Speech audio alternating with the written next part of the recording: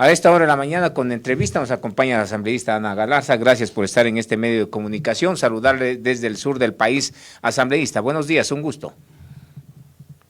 Buenos días, muchas gracias por la invitación a este espacio. Un saludo cariñoso a quienes nos están acompañando en este diálogo. Bueno, vamos a empezar, asambleísta, por lo que se vio este fin de semana y las bajas que sigue teniendo el movimiento Construye. Lo que nos llama la atención es de que el ex candidato presidencial fallecido Fernando Villavicencio les tomó por juramento a los asambleístas minutos antes que lo asesinaran, entiendo, en la capital de la República, y un video que circuló justamente el día de ayer en redes sociales a todos los asambleístas que salían por Construye Gente Buena, en donde decía claramente de que no, de que debían de tener sin déficit, sino que proponía Fernando Villavicencio un plan de gobierno alineado justamente a sus propuestas, y hoy en día se sigue desbaratando, se sigue desvaneciendo el movimiento Construye. ¿Qué opinión le merece, asambleísta Ana Galarza?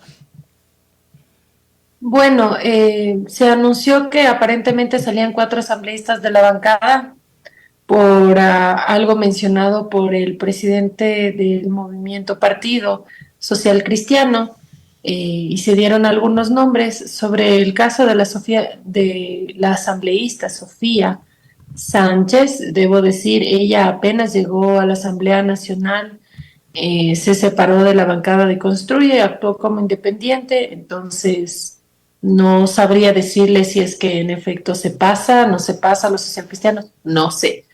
Pero sobre el caso de la asambleísta Cruz y Rivadeneira, ellas han manifestado que ellas no se pasan al Partido Social Cristiano, que eso no es cierto. Hoy también en Ecoavisa vi una entrevista de el exalcalde de Guayaquil y uno de los líderes del Partido Social Cristiano, el abogado Nebot, mencionando que no, que tanto la asambleísta Rivadeneira como la asambleísta Cruz no se pasan, y eso es todo. Muy bien, pero nos llama justamente la atención porque el día de ayer conversábamos acá en la provincia de La Suay con dirigentes del Partido Social Cristiano y señalaban, claro, la asambleísta a la cual usted se refirió inicialmente, Sofía Sánchez, que sí estaba en esta convención del Partido Social Cristiano. Y claro, nos llama mucho la atención porque fue esta misma asambleísta la que formó el Frente Parlamentario Anticorrupción, y estaba con Fernando Villavicencio y estaba con otro señor asambleísta de El Guayas, se me va el nombre, pero no se puede considerar esto, o se puede considerar esto una traición, es la pregunta. Estar jurando que no, que va a tener coherencia, de hecho, a lo que planteaba en ese entonces Fernando Villavicencio, y después irse a sentar en otra mesa, ¿no puede considerarse un tal así? ¿Qué le puedo decir?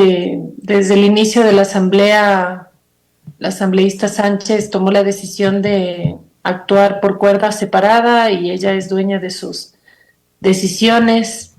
Yo creería que a Fernando no le habría gustado verle en la convención del Partido Social Cristiano, eh, por el tema del señor Muentes y otras situaciones, pero ya es una cuestión personal del asambleísta Sánchez. Yo no sé cómo lo estén tomando en la provincia a la que ella representa. Claro, Y sí. es todo lo que puedo decir al respecto. Es una decisión personal de ella. Claro, totalmente asambleísta, y lo que usted dice tiene bastante razón. Yo aquí tengo la fiscal, la denuncia justamente que Fernando Villavicencio hizo, ¿no? Porque el mismo Pablo Muentes, aquí dice Pablo Bolívar Muentes Alarcón, que es del Partido Social Cristiano, amenazó al asambleísta Fernando Villavicencio de muerte con otros 4 asambleístas más que pertenecen al gobierno de la Revolución Ciudadana, a esta organización política. Y claro, pues, nos llamaba bastante la atención porque quien se la vivía y se rasgaba las vestiduras era su lucha frontal contra la corrupción y con todas estas organizaciones. Sin embargo, hoy en día la vemos al otro lado, pero como usted mismo dice acertadamente, es decisión personal de ella, no responde a los lineamientos de la organización política. Y basándonos justamente en esto, señor asambleísta, ¿cómo están afinando los hilos de la política para esta nueva contienda electoral que se presenta? ¿Hay alianzas? ¿Han definido una posibilidad posibilidad de alianzas entre Construye y otras organizaciones políticas? ¿Construye sale solo? ¿Ya tienen candidato o no? Le voy a ser sincera, sobre temas electorales del movimiento Construye, yo no tengo mayor conocimiento porque he estado realmente muy enfocada en mi trabajo legislativo y de fiscalización. No nos olvidemos que el país tiene muchos temas pendientes y que la Asamblea Nacional no tiene tiempo para enfocarse en situaciones distintas o ajenas a las que la Constitución nos ha encargado. Y yo sí tengo que decir, esta Asamblea Nacional ha tenido un trabajo técnico legislativo muy importante y positivo también. Hemos sido parte de la gobernabilidad del país. Todo lo que ha pedido el señor presidente en la Asamblea Nacional se le ha aprobado. No existe ninguna pugna entre la Asamblea Nacional y el señor presidente de la República.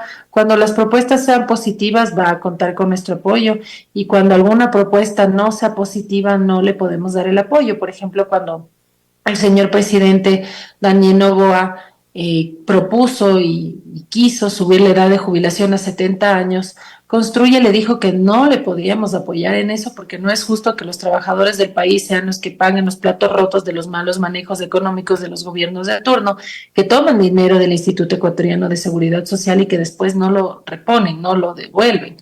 Y es así como desde el Ejecutivo se rieron y dijeron que no importaba si no les dábamos los votos para subir la edad de jubilación a 70 años, que de todas maneras les van a subir la edad de jubilación, porque eso van a poner en un veto parcial del presidente.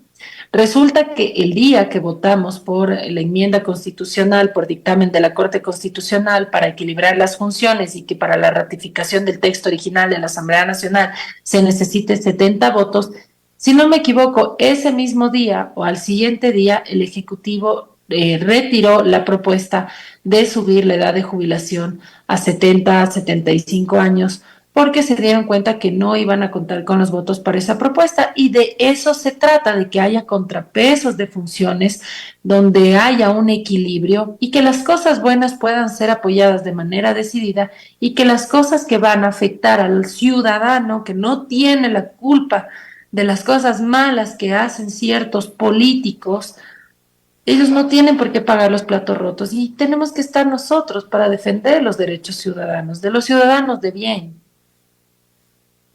Totalmente de acuerdo, asambleísta, pero lo que menos le interesa es justamente al presidente de la República tener esos contrapesos. Por eso le apuntaba al movimiento Construye, inclusive en el tema de la desaparición de esta organización política a través del Consejo Nacional Electoral, al cual el movimiento Construye reaccionó de manera bastante fuerte y señalándolo al presidente de la República, quien en varias ocasiones se ha referido con otros calificativos, por ejemplo, construye como destruye y todo aquello. ¿Cómo se puede conciliar ahí cuando es el mismo presidente de la República, Daniel Noboa, quien no quiere, quien de hecho no le interesa tener los contrapesos, sino más bien un poder omnívoro, el mismo presidente de la República?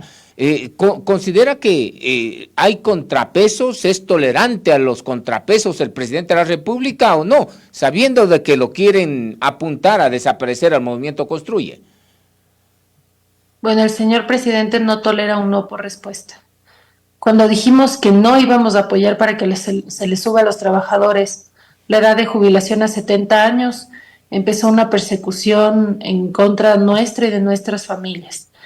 Bendito Dios, tenemos todo en orden, así que si envían a la UAP, a cualquier otra institución que esté al servicio del presidente a perseguirnos, en realidad es una pérdida de tiempo porque está todo en orden y deberían en realidad estar controlando a los verdaderos evasores del país. Pero claro, es la presión que él ejerce y hay que entender un poco, explicar el contexto social en el que se ha desarrollado el señor presidente de la República, que es hijo de una de las familias más ricas del país, que toda la vida ha tenido empleados, que jamás le han dicho no en su vida, y que nosotros no somos empleados del señor presidente, sino nosotros somos servidores de todos los ecuatorianos, y que cuando hay algo positivo que podemos apoyar, como haberle dado gobernabilidad al señor presidente, y así seguirá siendo, el país merece tener estabilidad, también será un tope cuando él quiera hacer alguna cosa que afecte a la clase trabajadora, porque la clase trabajadora tiene los mismos derechos que los más ricos del país. Todos los ecuatorianos tienen los mismos derechos, las mismas obligaciones. Así que básicamente se molesta el señor presidente cuando nosotros queremos básicamente defender a las clases que toda la vida han sido golpeadas por los poderes fácticos de turno, y no es posible que tenga esa actitud. El señor presidente nombra a los familiares de los jueces del Tribunal Contencioso Electoral. Al yerno del juez Ángel Torres va a ser candidato a la Asamblea por ADN, le nombró como director provincial de ADN y el juez falló en contra de Construye de manera ilegal porque no había causal. Obviamente nosotros apelamos porque era ilegal, y en la apelación, vía decreto ejecutivo, el presidente directamente empieza a nombrar a las esposas de los jueces en cargos importantes. Ya ni siquiera guarda las formas. Hay que decirlo, esto no es nuevo. El caso Metástasis, el caso Purga, es justamente como el poder de turno, quien estaba en el poder de turno, abusaba de su poder y hacía un tema de tráfico de influencias en la justicia. Esto no es distinto y no está bien.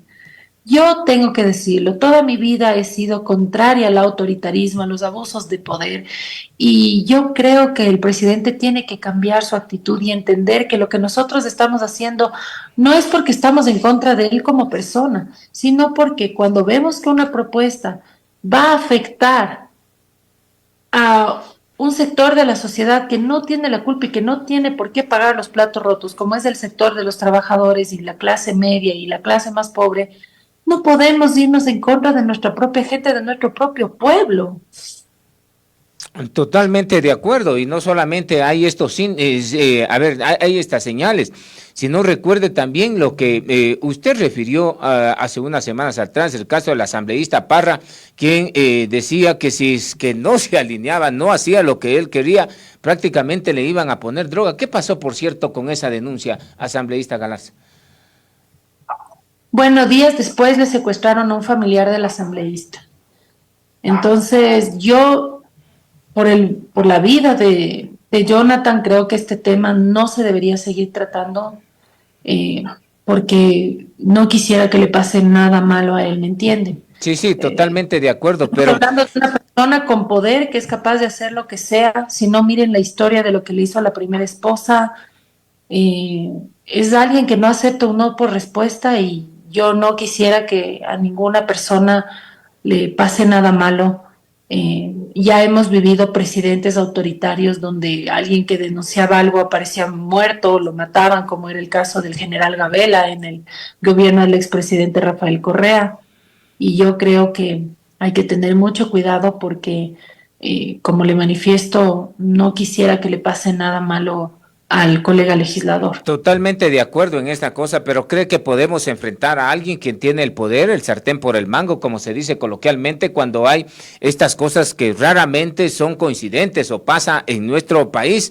¿No cree que también hay una coincidencia en la forma de gobernar del expresidente hoy prófugo a la justicia, Rafael Vicente Correa Delgado, con el presidente actual? Anteriormente, Rafael Correa no aceptaba tampoco un no, y si le decían algo era objeto de insultos en la cadena sabatina siguiente, ¿no?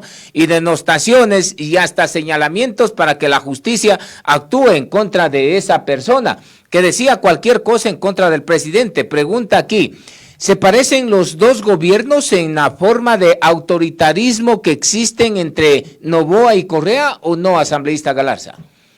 Sí, tiene muchas similitudes. Muy bien, en este caso es el tema de la persecución y el no aceptar el no. Una especie de gobierno totalmente autoritario es lo que se puede ver entonces, de acuerdo a lo que algunos sectores también han considerado. Sí, lastimosamente también cuántos recursos utiliza para manipular a la gente. 5 millones de dólares en pauta. Pagan cientos de miles de dólares a la posta, un medio digital que se ñañea con narcotraficantes. Los ecuatorianos tenemos que levantarnos, madrugar y trabajar para pagar nuestros impuestos para que ese dinero se vaya a las cuentas de Anderson Boscan. Cuando no le están pagando a Solca, cuando no están pagando a dializadoras. Porque sí, al igual que en el correato que se utilizaba tantos recursos para manipular y mentirle a la gente, este gobierno que está asesorado por gente que trabajó en el gobierno del expresidente Rafael Correa, está teniendo las mismas prácticas porque está trabajando con la misma gente que trabajó en el correísmo. Muy bien, entonces, ¿qué podemos tener como resultado de este gobierno del presidente Daniel Noboa, donde se dice que por un lado combate la corrupción, por el otro lado hay cambios de manera radical y todo esto? ¿Esto es un pantallazo, podemos decir? ¿Este es algo de lo que pregona el presidente, de lo que está careciendo hoy en día su gobierno o no, asambleísta Galarza? Bueno, a mí realmente lo que me preocupa es que haya muchos distractores, que se hable de los zapatos que se utilizó en el informe a la Nación, que se hable sobre el tema de que si debe subir o no debe subir la vicepresidenta, que si puede o no puede dar un indulto, cuando los problemas reales de la ciudadanía es que no les alcanza los recursos familiares para poder cubrir todas sus necesidades. Y ahorita no les alcanza. Ya se viene la eliminación de subsidios a los combustibles y otros temas más que fueron compromisos del gobierno nacional para obtener el crédito del Fondo Monetario Internacional. Entonces, yo les soy muy sincera, mi preocupación está muy enfocada en lo que está pasando a la familia ecuatoriana. El miedo por el tema de la inseguridad. Ya nuevamente vemos noticias de masacres, de sicariatos, de secuestros, y eso evidentemente no se va a poder seguir tapando el sol con un dedo. No pueden seguir utilizando distractores para ponerle a la ciudadanía a pensar de que si está o no está peleada la Asamblea Nacional con el presidente, porque no es real, no estamos peleados con el presidente. De hecho, nosotros queremos que el presidente tenga todas las herramientas necesarias y que el Ejecutivo, como ejecutor de política pública, pueda ponerlas en marcha. Esa es nuestra principal preocupación. Ahora tenemos ya una comisión que va a revisar que los datos dados en el informe de la Nación sean reales, y no es un tema direccionado al presidente Daniel Noboa, sino que es algo que está establecido en el artículo 44 de la Ley Orgánica de la Función Legislativa y que se ha hecho en todos los gobiernos después de los informes de la Nación para corroborar que lo informado sea lo real. Así que nuestro trabajo de legislación y de fiscalización está encaminado en ser parte de un equipo pro país. Personalmente yo le digo eso. Yo Sí. sí quiero que vivamos en un país sin miedo, yo sí quiero que vivamos en un país donde las familias no tengan que separarse por temas de migración porque no hay empleo. Yo sí quiero un país que pueda salir adelante, pero para eso todos tenemos que tener esa misma visión, cero egoísmos políticos, donde se deje de pelear por temas ideológicos políticos y podamos ser prácticos y ver cuál es el problema, cuál es la solución, y todos poner el hombro para que podamos ayudar a este país que no puede seguir desangrándose. Así es, eso es lo que todos los ecuatorianos de hecho soñamos, pero miren, nuevamente nos enfrascamos en problemas entre el mismo ejecutivo. El presidente de la República nuevamente quiere postular a una candidatura presidencial, que está en todo su derecho, así como todos los ciudadanos, pero aquí le pone un meollo. Y la semana pasada, claro, la agenda se centró en el tema relacionado a la disputa que existe y a la pelea que existe en el mismo Ejecutivo. Verónica Abad y también el presidente de la República. ¿Qué considera Ana Galarza? ¿Que legalmente le corresponde la sucesión a Verónica Abad, o que, como dice el ministro Torres, de que esto sería un peligro para el Ecuador que viniera Verónica Abad a ejercer la presidencia de la República? Su opinión como asambleísta, por favor. El ministro Torres, viceministro Torres, también dijo que podía subir un ministro de vicepresidente, ¿verdad? Así es, totalmente. Ya, les voy a contar qué es lo que está pasando. El viceministro Torres está mandando operadores a la Asamblea Nacional para que le pongamos juicio político a su propio presidente. Para ¿Y él subir como presidente de la República. esas son Y las no lo vamos a aspiraciones de hacer. Torres? Así es, y no lo vamos a hacer. No vamos a presentar un juicio político en contra del presidente Daniel Noboa porque la Constitución es clara en sus causales. Delitos en contra de la seguridad del Estado, delitos en contra de la administración pública, delitos de lesa humanidad. Y el señor presidente no ha incurrido en ninguna de esas causales y nosotros no vamos a torcer la Constitución. Además que el país merece tener estabilidad.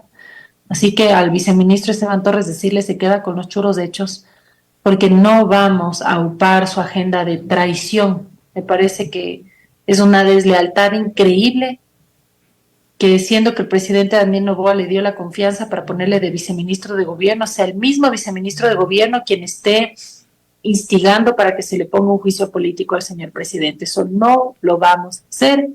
La Constitución es clara y quienes estamos llamados a cumplir la Constitución somos nosotros, porque todo lo político tiene que ser legal, porque si no es legal, es, es una ilegalidad que tarde o temprano va a acarrear consecuencias. Y con respecto al tema de la señora vicepresidenta Abad, la Constitución también es clara y quien la escogió como binomio es el señor Daniel Noboa.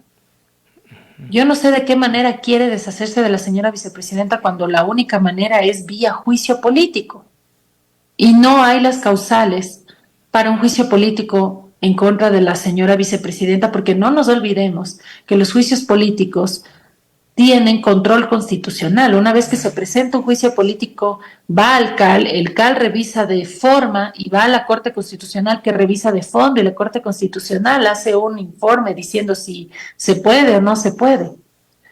Por eso es que ni siquiera los asambleístas de ADN le han presentado un juicio político a la señora vicepresidenta porque legalmente no hay asidero, no hay la causal. Ahora, otro tema que mucho se discute, ¿qué va a pasar cuando el señor presidente salga a hacer campaña para buscar su reelección? El señor presidente es un funcionario público y la ley es clara cuando hace mención a los funcionarios públicos que quieran hacer campaña. Si un funcionario público quiere hacer campaña, tiene que pedir licencia sin sueldo mientras está haciendo campaña. Eso es clarísimo. Y si el presidente pide una licencia sin sueldo para hacer campaña, no puede dejar abandonada la presidencia de la República y la Constitución también es clara al respecto. Eso es todo. Hay que saber la ley. Así es, asambleísta, totalmente. Eso es lo que debería de hacer, de acuerdo al 226 de la misma Constitución, que deben de respetar lo que dice la norma y la ley. Pues, pero el presidente de la República va más allá de aquello y saca una resolución emitida por la Corte Constitucional en donde dice que en caso de completar el periodo para él no regiría lo que señala el artículo 93 del Código de la Democracia. Entonces, tendríamos al frente un candidato presidente y pondría en desventaja en contra de los demás candidatos, y eso en el caso más leve, pero en el caso más grave, ¿no cree que estaría pisando la misma Constitución de la República del Ecuador el presidente Daniel Noboa? A ver, bueno, por el tema de la reelección, como esto es completar un periodo y no cuenta como un periodo en sí, sí podría la Corte Constitucional interpretar este tema. Pero vuelvo y repito, el presidente y los asambleístas somos funcionarios públicos y la ley establece que si un funcionario público quiere hacer campaña, tiene que pedir licencia sin sueldo. No puede hacer campaña mientras se supone que tiene que estar trabajando, porque no se le paga un sueldo para estar haciendo campaña. Sí, totalmente, pero el presidente se ha empeñado a decir de que, claro, el tema de la licencia, el tema de pedir una licencia que lo señale el artículo 93 del Código de la Democracia, está bien claro en eso, pero el presidente siempre se preocupa de no cumplir la norma. Lo hemos visto también en algunas ocasiones y en algunas intervenciones. Entonces, por eso acude inclusive a una consulta a un ente del Estado, a la Procuraduría General del Estado, para que se pronuncie también sobre este tema. ¿Qué quiere decir? De que el presidente prácticamente no quiere cumplir la ley. ¿Cómo lo ve usted como asambleísta? Bueno, yo creo que todos tenemos que cumplir la norma, la ley. La ley es para todos, para absolutamente todos los ciudadanos que nos encontramos en nuestro país. Claro que sí puede la presidencia hacer una consulta a la Procuraduría General del Estado. También han hecho la consulta al Consejo Nacional Electoral y el Consejo Nacional Electoral les ha dicho que no pueden solventar esa o absolver esa consulta.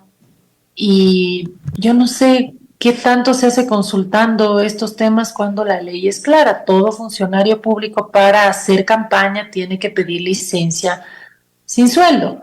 Y puede hacer campaña, sí puede hacer campaña, pero pidiendo licencia sin sueldo. Todo funcionario público debe hacerlo. Digamos que María Pérez, por poner un ejemplo, quiere hacer campaña porque simpatiza con un candidato y es funcionaria del Ministerio de Salud Pública.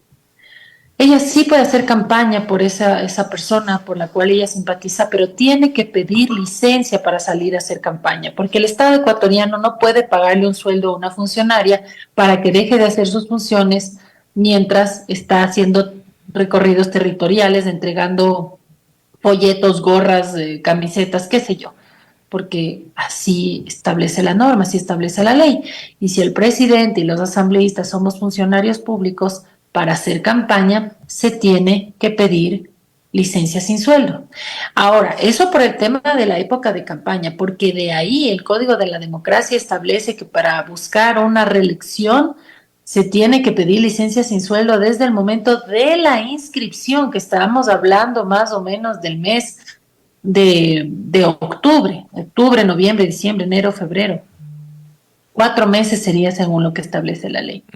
Bueno, esperemos que esto se resuelva lo más pronto posible porque yo creo que estos temas son eh, no esenciales realmente para el país. Yo creo que en lo que verdaderamente tenemos que estar enfocándonos es en que no haya esta ola de inseguridad, en la generación de empleo, en que los gobiernos autónomos descentralizados puedan contar con los recursos necesarios para poder dotar de las obras necesarias para el bienestar de sus territorios, que la cadena de pagos no se vea afectada, porque claro, hay proveedores de bienes, servicios, contratistas que dan el servicio al Estado y después el Estado no les paga. Y después, como no les paga, ellos no pueden pagar sus obligaciones económicas, no pueden pagar a sus empleados, tienen que despedir empleados, quiebran y eso solamente está empeorando la situación económica del país. Así es. Todo esto, de hecho, todo esto viene a golpear la situación económica y social del país. Pero lo uno viene con lo otro. Uno es el tema de pedir la licencia y el otro es el tema de que si pide licencia, quedaría esto una ausencia temporal y de acuerdo al 150 de la Constitución podría asumir la vicepresidencia, la vicepresidenta, la presidencia, a quien muchos dentro del gobierno la ven como un peligro que asuma la vicepresidenta Verónica Abad la presidencia de la República. Por eso yo le decía anteriormente, debería el presidente Daniel Noboa dejar que la vicepresidenta asuma la presidencia cuando él pida esa licencia asambleísta Galarza o no. Bueno, yo sí creo que muchas veces la vicepresidenta Abad ha salido a dar entrevistas diciendo cosas que no sabe. Eso está claro. No entiendo por qué el señor presidente la eligió si después iba a estar en estas situaciones, pero bueno, ya la realidad es esta. Y también hay una realidad en la que vivimos bajo una constitución y unas leyes, y que esas leyes y esa constitución no pueden ser torcidas. Eso es todo. Entonces sí debe de respetar el presidente lo que señala la Constitución en su artículo 150. Todas las personas debemos respetar lo que dice la Constitución y las leyes. Eso está claro. Justamente porque no se respeta la Constitución y las leyes es que el país está a la deriva. Porque cada quien hace lo que quiera, cada quien interpreta la ley como quiere. Empezando también desde la señora vicepresidenta, ¿cómo se le ocurre decir que ella va, una vez que llegue a funciones, se va a poner a revisar si es que la justicia ha actuado bien o mal en el tema del expresidente Rafael Correa? Claro, Ella no puede hacer eso. así es, totalmente, y bueno, y se nos viene esta ola todavía de acá del correísmo, y es lamentable que no se ha respetado la ley, no se ha respetado todavía estas resoluciones que ha salido de la Corte Nacional de Justicia, en donde ya prófugos de la justicia o ya sentenciados por la justicia no pueden salir en la foto de aquel candidato que va a postular a cualquier cargo de elección popular, y ahí viene. ¿Usted cree que el correísmo todavía tiene la cara para pedir a los ecuatorianos el voto cuando han estado salpicados por muchos casos de la corrupción que hoy están siendo ya procesados por la justicia de nuestro país? Caso Metástasis, caso Purga, caso La Independencia. Pero ellos vienen más frescos que nada. Siempre saben decir su famosa frase, es que yo no lo conozco o no me acuerdo con ello. Creo que todavía tendrían la desfachatez de presentarse a estas elecciones, y el pueblo, ¿cómo cree que debería de reaccionar ante estos? Porque tienen un porcentaje bastante interesante de la población que le sigue creyendo. Yo no dudo que se presenten. Yo nunca he votado por el correísmo, nunca lo haré. De hecho, yo me considero anticorreísta desde mis 19 años al ver tantos abusos de poder. No me gusta el autoritarismo, venga de quien venga, lo rechazo. Para eso no es el poder. Y claro, siempre el correísmo que sale ya a la luz de algún tema que han hecho sus militantes, dicen que no les conocen, eh, que no sabían que eran Latin Kings. O sea, el correísmo tuvo la audacia de sentarnos a un pandillero en la Asamblea Nacional. Nos puso un candidato que tenía un alias. Ronnie Aliaga, antes de ser asambleísta, era alias King Reaper, rey destripador. Eso nos sentaron en la Asamblea Nacional. Y el problema en política, no solo en el país, son los fanatismos. Por eso se llama correísmo. Es el fanatismo del correato.